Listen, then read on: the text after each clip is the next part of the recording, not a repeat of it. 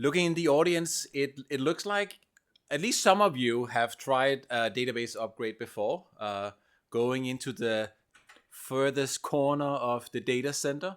It's minus 10 degrees, it's windy and noisy, and then sitting at the console doing upgrades.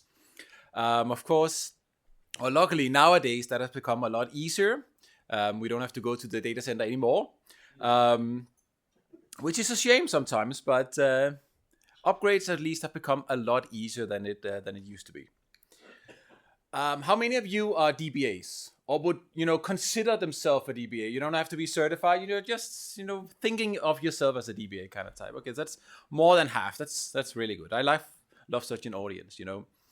The tech industry is really changing a lot these days. You've probably heard a little about AI, and there's a lot of things going on. And sometimes we forget the DBAs because Oracle DBAs, they run the world. All the mission critical systems, all the banks, finance, telco, everything runs in an Oracle database. And there is a DBA behind that, ensuring that everything runs smoothly. So I would like to give you a hug, kudos, high five, knuckle bomb, whatever you prefer. You guys, you really run the world. My name is Daniel, and I work for Oracle.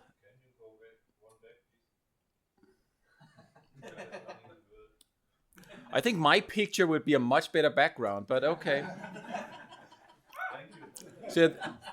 So luckily I had an additional 1 minute, which we spent already, but don't worry. My name is Daniel and I work for Oracle as a product manager. So I spend my time helping you, our customers, succeed in upgrading, patching, and migrating your database. So if there is anything today, let's have a discussion. If you have any questions, you can always reach out to me and I'll be happy to get you sorted. We can also connect on LinkedIn. That's perfectly safe. I use it only for tech purposes. And I also have a blog on dohdatabase.com. You can get the slides there and a lot of how-to guides on upgrading to 26 AI and a lot of other cool stuff there as well. Now, the reason why I'm here talking about upgrade to 26 AI, that is because of our release strategy. Now, how many of you are on 11.204 still? Don't worry, this is not an audit. One, yeah. Don't be shy. You're among friends, I would say. 12.1, 12.2. Still a few. The rest on 19C, I hope. A few. Okay, good. So 19C has been our long-term support release for quite a while. And we even extended support for that until the end of 3032, and then the idea was that you were supposed to move on to the next long-term support release, which, if you've heard me or my colleagues talk before, we would be saying you need to go to 23 AI. Or 23 AI. And then last year at AI World, something magically happened almost from one day into the other, is that we replaced 23 AI with 26 AI. So now instead of encouraging you to move on to 23, we have replaced that. We've added so much functionality that we replaced it with 26 AI. So luckily, few of you were on any of these old releases. But if you were, there were a few, your way forward would be through 19C. So sometimes when I talk to customers, they hang around on a really old release because, we'll just skip that upgrade and then move on to the next. But there's no way forward to 26 AI unless you go to 19C. And then, of course, you would go to 23 AI. Now it's Oracle AI Database 26 AI. And we added AI in there twice just so you really know and you're really sure that there's a lot of AI-related functionality in there.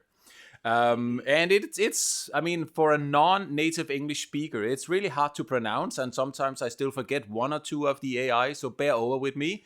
We are talking about Oracle AI Database 26 AI.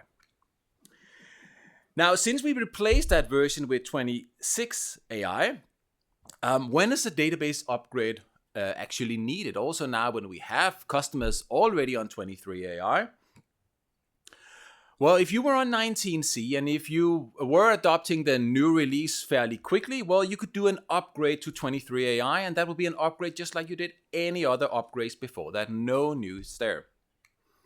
So nowadays, if you were a little late to the party or if you are on non-engineered systems, well, you can now upgrade today to 26 AI. And no one should upgrade to 23 AI today. Even though the release updates are still available on My Oracle support, you should go to 26 AI already. But what about those customers that already upgraded to 23 AI? What is their path forward? Do they need to do an additional upgrade to move forward? Well, no, this is just an update, which in effect means applying a release update, and that will magically turn your database from 23 AI into 26 AI. If you looked in your database in July last year, when you were on 23 AI, when you connected with SQL Plus, the banner would say, hey, welcome to Oracle Database 23 AI. The version also would be 23.9.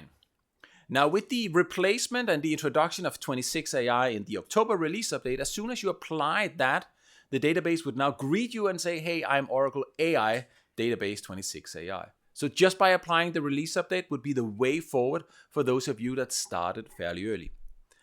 But now also take a look at the release number. So even though we replaced it, underneath the hood, you can still find traces of 23. When you look at the major version in the database, still today it'll say 23, but now the second digit will reflect that we are on 26, the year of the release, although it was technically last year. And as you move forward and apply the release update, you would now see that the third digit has some semantic information. It indicates what is the release update of that year. So in January, it'll be 1, the first quarter. And in April, it'll not be 4 for the fourth month, but instead 2 for the second quarter. So now we've added some new semantic information into the release numbering, just to make it a little more confusing for you. Now, if you go to the database and query $, instance, you will find the version column. And it still says 23 and then a lot of zeros. And it'll keep on saying that. Just like in 19C, it'll be 19 and a lot of zeros. The version column is there for backwards compatibility, but there's a new column called version full, which we introduced a few releases ago, where you can find more details and specifically see that this database is in fact on 26 AI. Now, if you started your upgrade project already, if you started that on 23 AI, don't worry. All the certification effort, all the testing effort that you did on 23 AI, that still applies to 26 AI. Even though we've added a lot of new functionality, this really doesn't warrant that you completely restart your certification process. So whatever work you did already, don't panic. You can still use that and then focus on completing the testing, certifying your application, testing your application on the new release. Good. Now, before we get started, before we hit the button, before we go to the data center and upgrade, there are still a few things that we should take into consideration, a little homework that we need to attend to. Now, hopefully, it doesn't come as a surprise that 26 AI supports the multi-tenant architecture only. Since we introduced multi-tenant in 12.1, we've told you that the non-CDB architecture has been deprecated, and 19C is the last release where we will support non-CDB. And I can tell you very honest and open, there is no secret underscore parameter. There is no tweak that you can make to the kernel or whatever. I know there are some pretty smart people in here already, but there's nothing that can bring back non-CDB in 26 AI. It is multi-tenant only. So I'd also recommend that you get started on this already, even on 19C. Start adopting the multi-tenant architecture. Because even though a multi-tenant is the same, it's also different. So you need to make changes to your procedures and to your scripts, and you can start that work on 19C already, so you don't have to add that into your upgrade project to 26 AI. Now, if you want to have the full benefit of multi-tenant, you also need to have a multi-tenant license. This allows you to add 252 PDBs to your container database. But you can still get a little taste of multi-tenant. Without the multi-tenant license, we allow you to create 3 of your own PDBs in a container database without having that license. But I would strongly recommend that you set max PDBs in your SP file so the database will protect you if you by accident create a 4th PDB and comes in violations with the license terms. For those of you on Exadata or on engineered systems in general, we recommend that you update the system software to the latest one. And for Exadata, it needs to be at least 25.1, which is now sometimes old, so that shouldn't be a problem there anyway. With grid infrastructure, either for RAG databases or if you use Oracle Restart, you need to upgrade grid infrastructure in advance to 26 AI.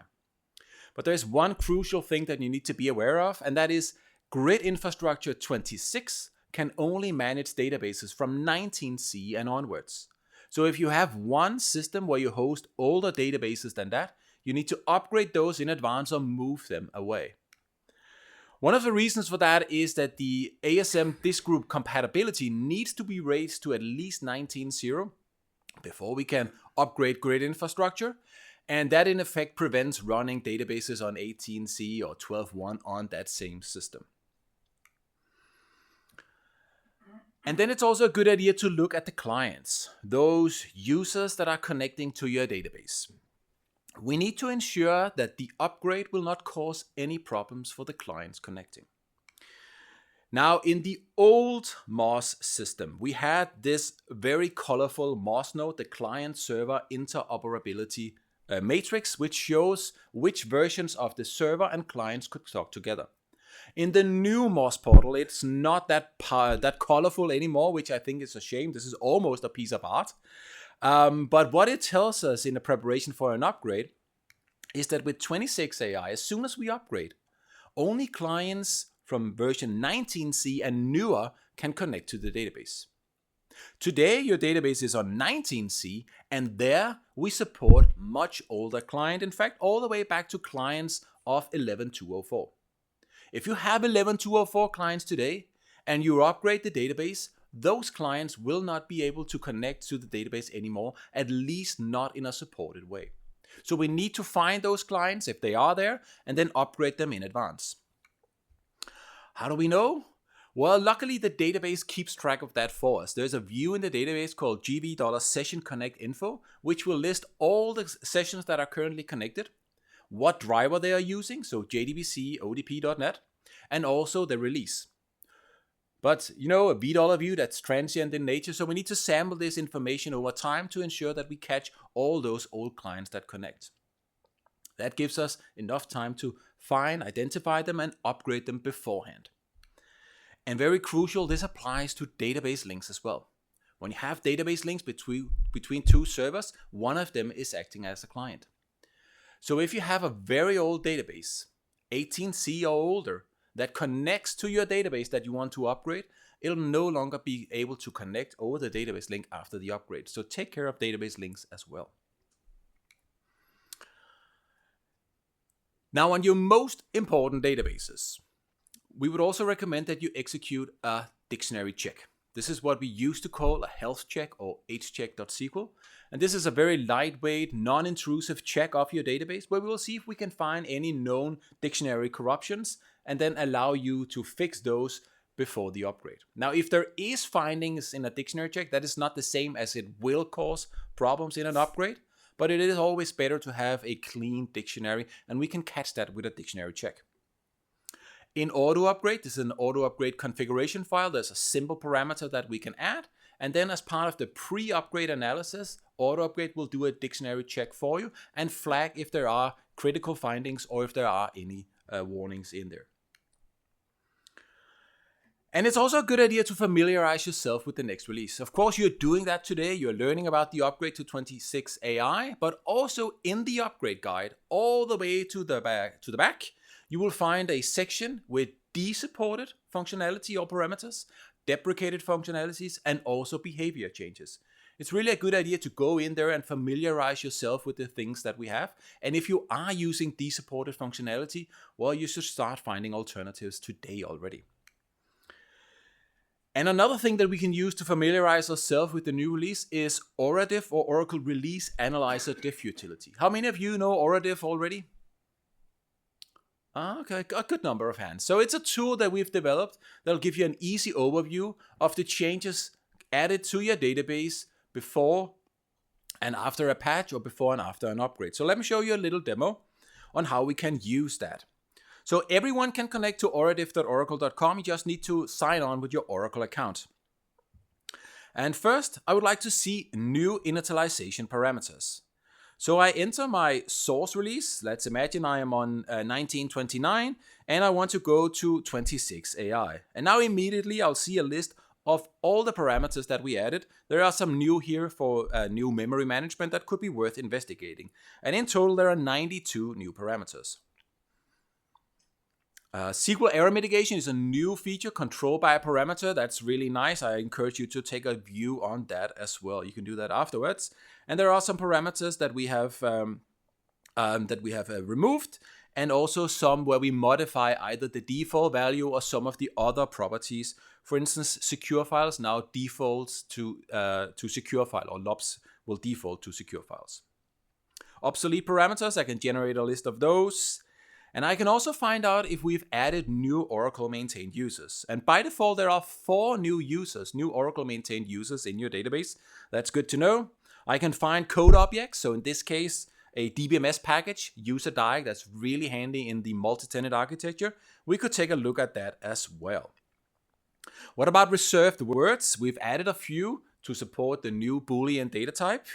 And very important, except is now a reserved keyword. So you cannot use that in your SQL or column names, for instance. That's really good to know upfront as well.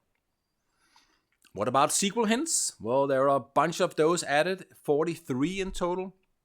Good to know as well. I can compile all that information into one report. I can PDF it and share it with my peers in the organization, so everyone gets a fair chance to prepare for the new release. You can use it as preparation for upgrade. You can also use it when you patch your database, and it's really an easy way to see the changes coming into your database. That was our homework. We didn't find anything critical, so let's move on and talk about the upgrade. How many of you have used auto upgrade before? Okay, so around 50%. So for the rest of you, if you haven't tried it before, well, as we move on to 26 AI, that is the only supported method for upgrading your database. So if you have no experience, well, you better get started with auto upgrade. If you don't like the tool, well, we're going to force you anyway. So it's good to know that auto upgrade is really the only tool for upgrading your database. And it does so much more than that. If you need to convert to multi-tenant, we can take care of that as well. And also for patching your database or downloading patches, you can do that with auto upgrade. It's a simple tool, one single tool that works on all platforms. So it doesn't matter if your database is on AIX or Windows, wherever you can run an Oracle database, you can use the auto upgrade tool, and you can upgrade databases or patch databases in the exact same way. It's really a small tool, so you can almost fit it on one of those that you can then later bring into the data center, but you can always get the latest version as well from oracle.com. We've constantly produced new version of auto upgrade as we add new functionality. So put it into your runbook, or have a reminder for yourself that every time you need to use upgrade, check to see if there is a new version, so you don't miss out on any of the error corrections or some of the new functionality that we have. Now in 26 AI, we made installation of Oracle Homes a lot easier because we will now support or deliver fully updated gold images to you. Now in 19C, you would need to get the base release and then apply a huge release update on top. But as you download the gold image for 26 AI, it'll already be updated with the latest version of OPatch, fully updated with the release update as well, so it'll become a lot easier to install. But we can make it easier. We can use auto upgrade to not only download the patches, but also install the Oracle Home. And I have a little demo where we can see that in action. So this is an auto upgrade configuration file. It's super simple. And in this case, I just want to get the recommended patches for 23 or for 26. That's the same. Now in the old MOS system, we also had 555.1 with the very important one-off fixes that you should add on top of a release update. We can go there and find those. In this case, when we recorded the demo, there was one additional one-off patch that we recommend that you get. So let me copy that patch number and then edit my auto upgrade configuration file. And I'll say, get me the recommended patches and this specific recommended one-off patch as well. Now I start auto upgrade in download mode. And first, it'll connect to my Oracle support using credentials that I've already stored in a key store here. And it'll then find the latest available release update on 26 AI and also the one-off patch and download it to your file system. So now you could install an Oracle Home yourself, but you could also use auto upgrade to do that. So let me show you a different configuration file where I want to install the same patches, but this time now as an Enterprise Edition Oracle Home in this directory. And the target home, my new directory, it doesn't exist yet. This is what I want auto upgrade to create for me. So I'm gonna start auto upgrade this time in create home mode. And let's see what happens. We've already downloaded the patches to our local disk, so we can use that. We'll extract the gold image and then afterwards move on to an installation, so we attach it to the local inventory and then apply the recommended one-off patches on top, so the Data Pump Bundle patch and that one-off patch I found in 555.1. Job completed. So let's check our new Oracle Home. OPAS its patches. Everything has been updated. This was the latest release update when we recorded the demo, but it's fully up to date. And it took me only 2 commands. One command to download the patches and another command to create the new Oracle Home, which is very, very simple. Target version, you can also say 26. Works perfectly fine as well. We will find the right patches for you as well.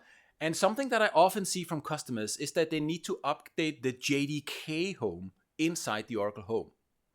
Now, when you apply a release update, we will also update the JDK in your Oracle Home, but it's always 1 quarter old. And sometimes if you have security software scanning your system, this will be flagged.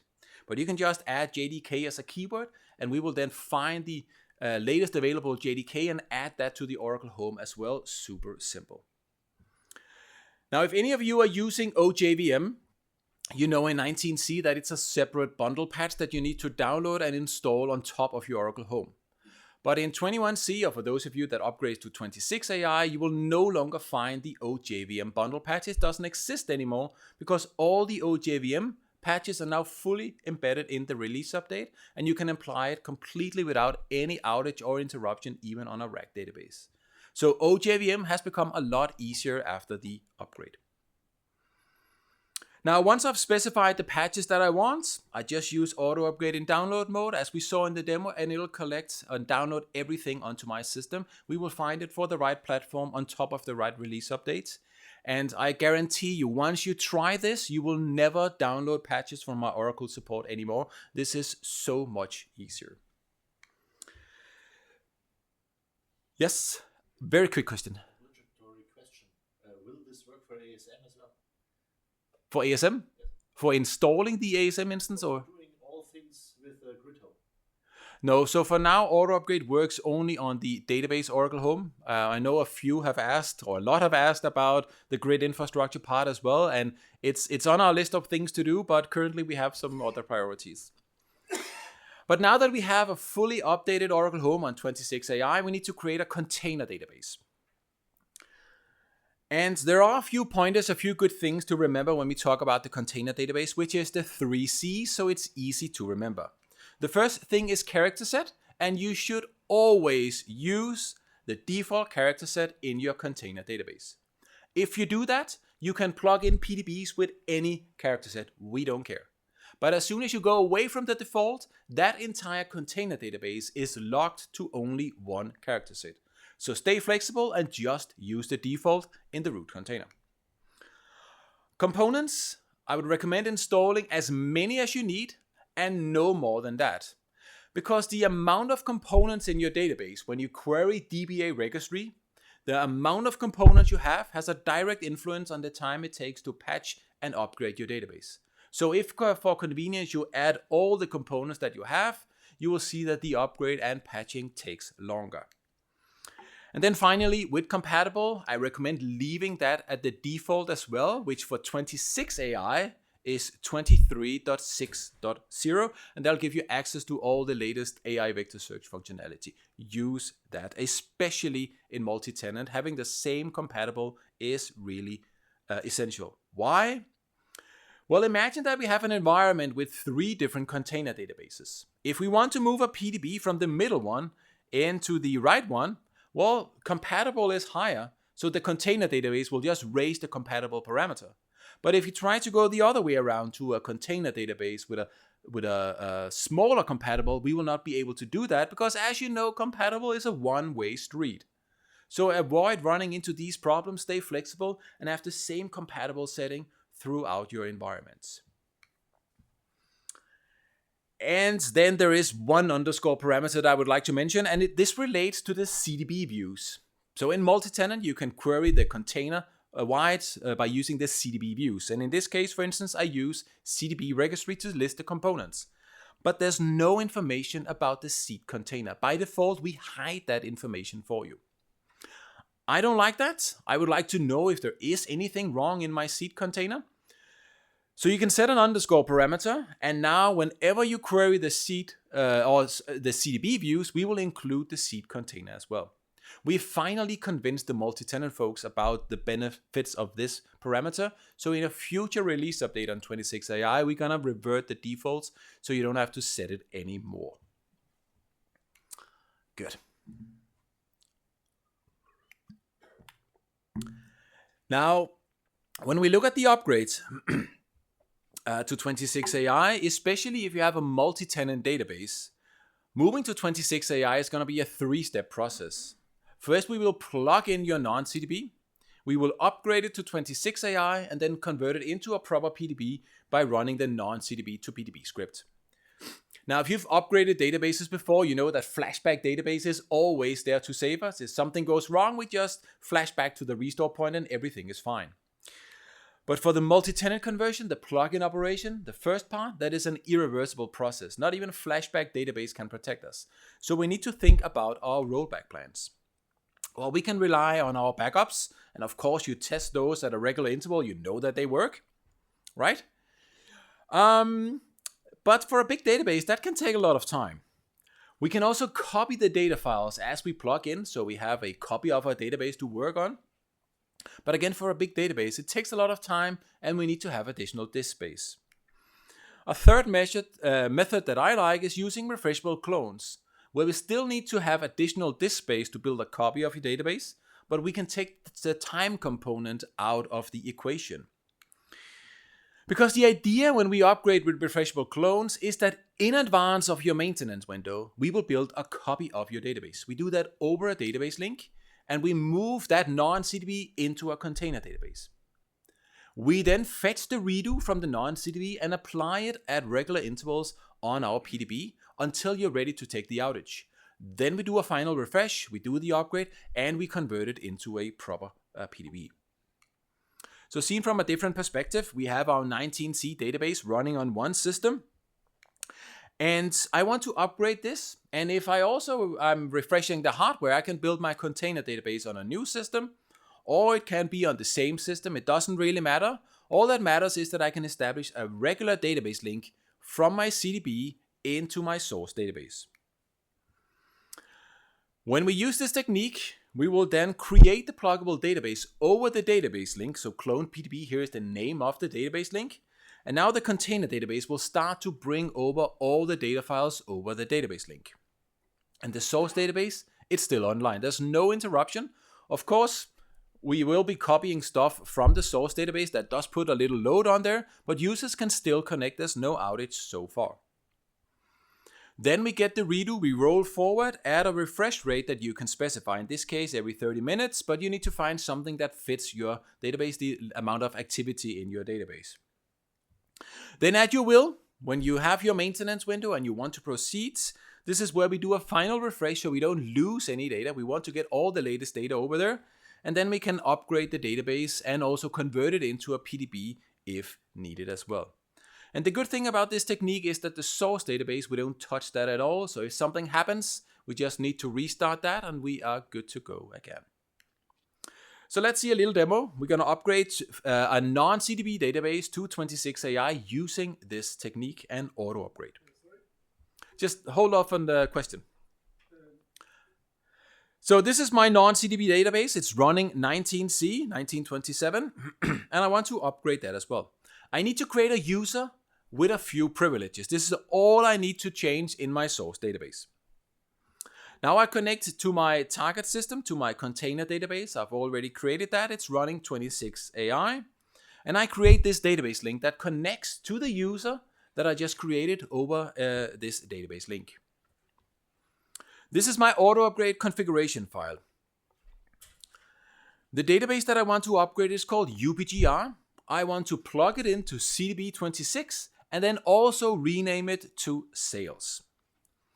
This is the name of the database link, and I set the refresh rate here to every minute. And start time, I set that to far out in the future, and I'll tell you a little later why that's a good idea. And in order not to overload the source database, I tell the container to use only 2 parallel threads when we copy the data files. Then I start auto upgrades in deploy mode. And it'll start by creating the initial copy of our database. We do that over the database link, and there's no downtime at this point. After a little while, the initial copy completes. So now we have moved over all the data files, and we now move into the refresh PDB stage. This is where we bring over the redo at regular intervals and roll forward. But let me connect back to the source database and create a table called sales, and I insert one row 142 just to ensure that we don't lose any data. Now imagine that downtime starts. I'm still in auto upgrades, and now I use the proceed command. This instructs auto upgrade to move out of the refresh PDB loop, do a final refresh, and then move on with the upgrade with the conversion as well. So we do the final refresh to bring over everything and then move on automatically to upgrade the database. And I did speed up a little here. The upgrade and conversion is not that fast in reality. Some recompilation in the end, some post-upgrade fix-ups, and that's it. But let's see if it actually works. I'm gonna set the environment to my CDB. I can see that sales is now a new PDB. It's open, read, write, unrestricted. All that looks fine, looks good. It's upgraded to 26AI, all fine. And that table that I added, well, I find 142, that record in there. Of course, we don't lose any data because we do the final refresh to bring over all the last changes. You had a question? Yes. Do we still have to restore the standby database when we do a refreshable part of the database into the primary database, like we did in, you have to do in Yes. Yes, that's a really good question, and the answer is yes. So as much as I love this technique, it is really flexible, it's really easy, and I've worked with a lot of customers that used it with success. There is one downside, and that is when you have standby on your container database. Because when we plug in, we can only plug in with what is called deferred recovery, which means that we need to restore the PDB on the standby databases after the upgrade or after the plugin operation. So nothing has changed there, and that is, I would say, a downside of this technique. But if you have enough time in your maintenance window to do that restore, or if you don't have data guard, well, this is a perfect option to use. Where can you have this feature? It's really handy, I mean, for big databases that there's already standby created and if we don't wait for days. So it's, Sorry? can we have this as a feature that standby is created upon plugin and maintained, refreshed? There is a feature in 26AI called PDB recovery isolation that requires active data guard. It'll automate the process, but it still won't propagate automatically to the standby database. So it can be a little easier, but from an architectural point of view, something with the redo in the container database prevents us from automatically adding that to the standby database. So the benefits of this technique is that we have much less downtime if we need to copy the database. We have an excellent rollback option, and this works for non-CDBs. Or if you are on multi-tenant already and just want to upgrade a single PDB, you can use the same technique as well. We worked with a Portuguese government agency that had to upgrade a mission-critical database, 76 terabytes, and they did that with refreshable clones. And of course, they had data guard as well for this database, so they were restoring the PDBs on there as well, but this was Exadata systems located close to each other, so the restore went really, really fast. But of course, you need to factor that into your plans. And this works everywhere. You can use it in OCI if you have base database systems or Exadata systems. I've had customers, and I'm going to show you a customer case a little later where we use it for exascale migrations. I've used it for on-prem to cloud migrations. So basically everywhere where we can establish a SQLite connectivity between the CDB and the non-CDB or the PDB, we can use this technique. It is very flexible and very easy to use. Now, if you're using any of our cloud offerings and you need to upgrade, well, the good thing is that upgrading the cloud is as easy as pushing a button. But when you do that with the cloud tooling, we will upgrade the entire container database, including all the PDBs. And the way that multi-tenant upgrades works is that we always upgrade the root container first, and then we will process all the PDBs. So a full CDB upgrade will always be slower than upgrading a single PDB, which is the alternative, the faster approach. That is to just upgrade a single PDB, move it into a new CDB on 26AI, and if you're sensitive to downtime, this can really make a big difference compared to upgrading the entire CDB. And of course, if you want, you can still upgrade with Data Pump, you can still use transportable table spaces, or if you have a really, really old database, you can still export. In fact, from an Oracle 5 database, you can export there and import directly into a 26AI PDB. That still works, but whenever possible, of course, we would recommend doing an in-place upgrade. Now, go live, a few touches before we allow the users to connect. We need to check our standby database. For the reasons that you pointed out there, we need to ensure that the standby database is ready. Even if you upgrade the entire container database, still connect to your standby and ensure that they are ready for the switchover, that everything works as fine.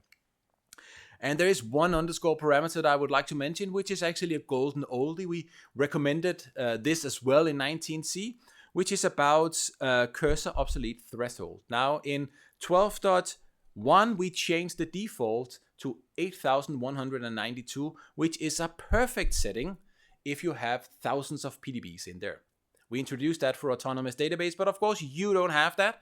And we've seen some pretty nasty concurrency issues at customers. So we recommend setting that back to 1024, which of course you shouldn't set an underscore parameter in your database because a random dude at a conference says so. But there is a link to a Moz note where we give the same recommendation. And then please always, when you add underscore parameters in your database or when you add events, please leave a comment. Just the other day, I was talking to a customer that had a long list of underscore parameters in the database. And I asked specifically about one of them. And there was dead silence in the room. Eventually, one kind of broke the silence and said, yeah, I think that John added that parameter. I was like, fine, let's talk to John. Yeah, well, John, he retired 3 years ago. So don't end up in that situation. Leave a comment every time you add something to your SP file. Now, to finish off, I would like to present a real-world customer case. This is a project that we did together with a German health insurance, Techniker Krankenkasse, if I'm pronouncing correctly, which is a large health agency in Germany, having around 12,000 million people insured there as well. And the project, when we were involved there, was that they bought new Exadata systems with the exascale architecture.